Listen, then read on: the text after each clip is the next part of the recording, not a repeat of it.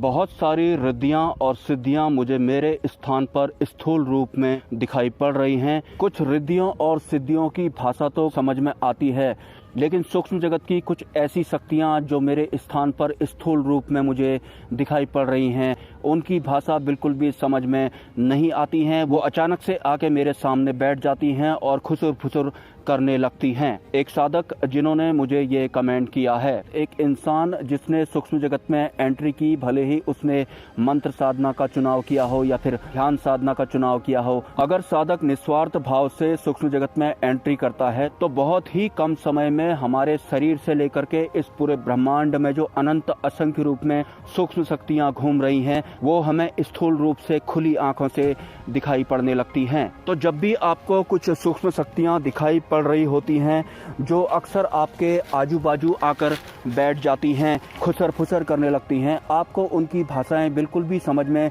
नहीं आती हैं। आपको उन सूक्ष्म शक्तियों के साथ जबरदस्ती कोई छेड़खानी करनी नहीं है, क्योंकि एक साधक तो अब जाकर आप बने हैं, जब आप एक साधक नहीं थे उससे पहले भी ये सूक्ष्म जगत की शक्तियां आपके स्थान पर आती जाती रहती थी। ये जो सूक्ष्म जगत है ये बहुत ही ब्रॉड लेवल में फैला हुआ है। तो जब हम मंत्र जप करते हैं या फिर ध्यान साधना करते हैं तो हमारे जप तप से जो ऊर्जा जनरेट होती है, सूक्ष्म जगत की इन शक्तियों का वो भोजन होता है। तो कुछ सूक्ष्म जगत की शक्तियों को साधक से कोई लेना देना नहीं होता है, लेकिन एक साधक ध्यान साधना करता है या फिर मंत्र साधना करता है तो उसके मंत्र जप से जो ऊर्जा जनरेट होती है वो सिर्फ उस ऊर्जा को ग्रहण करने आती हैं। तो ध्यान साधना या मंत्र साधना करने से पहले जिस संकल्प के साथ आपने साधना की शुरुआत की थी, उससे रिलेटेड जो भी सूक्ष्म जगत की शक्तियां होती हैं वो जब आपके सम्मुख आएंगी तो आपकी ही भाषा में बात करने लगेंगी। हालांकि सूक्ष्म संसार की जो भी शक्तियां स्थूल रूप में पहली बार जब किसी साधक को दिखाई पड़ती हैं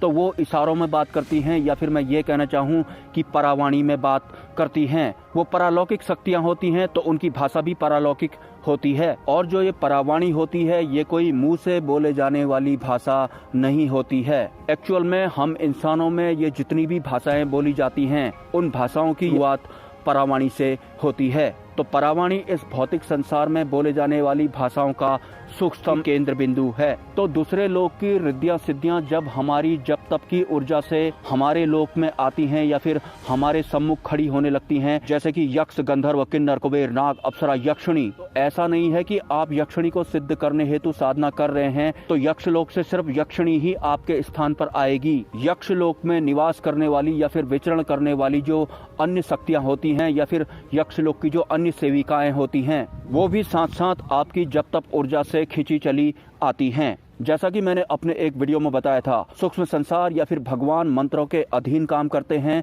और मंत्र हम इंसानों, साधक या भक्त के अधीन काम करते हैं। अगर मैं थोड़ा उच्चतम स्तर की बात करूं तो सूक्ष्म संसार की जो ये शक्तियां होती हैं, इन्हें जो निम्न स्तर के इंसान होते हैं वो उन्हें मंत्र जप द्वारा मृत्यु लोक में आने के लिए विवश करते हैं और उसके बाद उनसे पर्चा लिखवाने जैसा निम्न स्तर का काम करवाते हैं। जबकि सूक्ष्म जगत की शक्तियों से एक उच्च स्तर का साधक बहुत ही उच्चतम स्तर के काम करवा सकता है। या फिर मैं ये कहना चाहूँ कि परम सिद्धि मोक्ष को प्राप्त करने हेतु सूक्ष्म संसार की इन शक्तियों को खुद के मार्गदर्शन के लिए भी सिद्ध किया जा सकता है। एक साधक जो सूक्ष्म जगत में निस्वार्थ भाव के साथ आगे बढ़ता है, मुझे ऐसे साधकों की बहुत ज्यादा फिक्र होती है। और जैसा कि आपने कमेंट किया कि सूक्ष्म जगत की शक्तियां आपके स्थान पर घूमती रहती हैं और आपको उनमें से कई सूक्ष्म जगत की शक्तियों की भाषा समझ में नहीं आ रही हैं, तो मैं उनकी भाषा को समझने हेतु इस वीडियो के माध्यम से डायरेक्ट एक विधि को रिवील नहीं कर सकता हूं, क्योंकि यकीनन मेरे वीडियोस देखने वालों में कुछ तामसी प्रवृत्ति के तांत्रिक निम्न स्तर के साधक जो कि भूत प्रेतों को सिद्ध करके लाइव दरबार लगाने की इच्छा रखते हैं, वो इस विधि का गलत तरीके से इस्तेमाल कर सकते हैं। यही एक वजह है कि सूक्ष्म संसार की जो भाषाएं होती हैं उसे देव सत्ताओं द्वारा कोडिंग के तहत गुप्त रखा गया है या फिर कीलित किया गया है। तो आने वाले समय में जो साधक निस्वार्थ भाव से साधना के क्षेत्र में आए होंगे, मैं उन्हें सम्मुख आने पर ही परावाणी की कोडिंग बताऊंगा। तो अभी आप निस्वार्थ भाव से अपनी मंत्र साधना या फिर ध्यान साधना में निरंतरता बनाए रखें।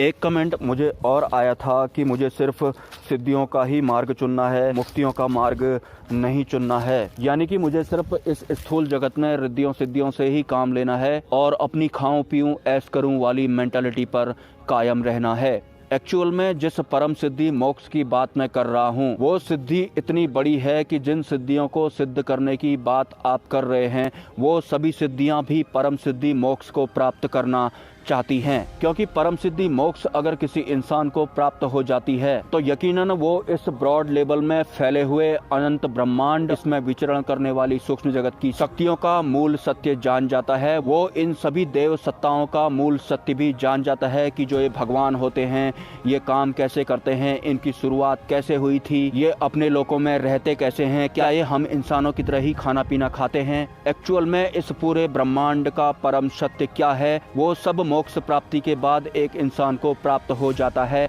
उसके बाद इंसान में कुछ भी प्राप्त करने की कोई इच्छा रह ही नहीं जाती है। मोक्ष प्राप्ति वाला इंसान परम आनंद को प्राप्त कर लेता है। मिलते हैं नेक्स्ट वीडियो में। ब्रह्मा, विष्णु, महेश एंड जय मां पराशक्ति।